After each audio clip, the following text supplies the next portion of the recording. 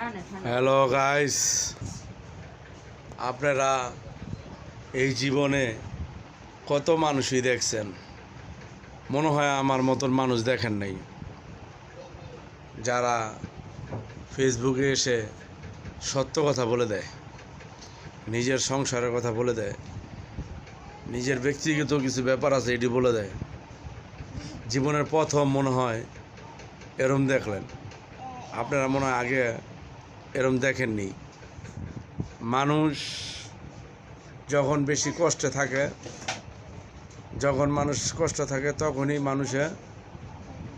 তখন মানুষেই নিজের মনের কথা কেউর কাছে শেয়ার করে। যদি কষ্ট না থাকে, সুখে থাকে, ওই লোকে তার মনের দুঃখ জীবনে বলবে না। নিজের মনের কথা কাউকে বলে না। কিন্তু আমি বলেছি আমি না পাইরা বলছি।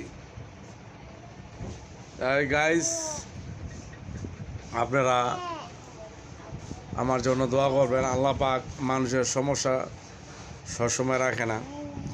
যদি হায়াতে বের পাই, আপনাদের মাঝে থাকবো, আপনাদের নিয়েই কাজ করব, আপনাদের নির্দেশনা মেনেই চলব।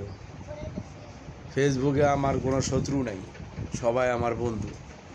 আমি সবার ভালোবাসা চাই। আমি কারোর সাথে দ্বন্দ্ব করতে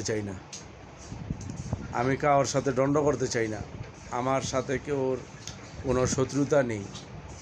আমি চাই সবাই ভালো থাকুক, সবাই সবাইকে সাপোর্ট করুক, এর বেশি কিছু চাই না। আমি চাই সবাই সবাইকে সাপোর্ট করুক। ঠিক কেন দেখেন, বিল্লাল ভাইকে নিয়ে কিন্তু অনেকজনই ভিডিও বানাইতেছে। দুঃখে আছে, সুখে আছে, যাই আছে, তারে নিয়ে অনেকজনে ভিডিও বানাইতেছে ভাইরাল হওয়ার লিগা। আসলে বিল্লাল ভাই কিন্তু একটা ভাইরাল ব্যক্তি। উনি যদি কোনো জায়গায় ভিডিও করে, ওনার ভিডিওতে লাইক, কমেন্ট, শেয়ার এটি হবেই। সেই জন্য বিল্লাল ভাইকে দেখিয়ে অনেকজনে ভাইরাল হইতেছে। কিন্তু আমার কথা হইলো, দুঃখের সময় যদি তোমরা না থাকো, সুখের সময় থেকে কী হইব? এখন ভিডিও বানাইতেছ, যখন বেটার আইডিটা গেছে তখন তো কেউই জিগাও নাই। তো এইটাই, মানুষের জীবনে অনেক কিছুই ঘটে যায়।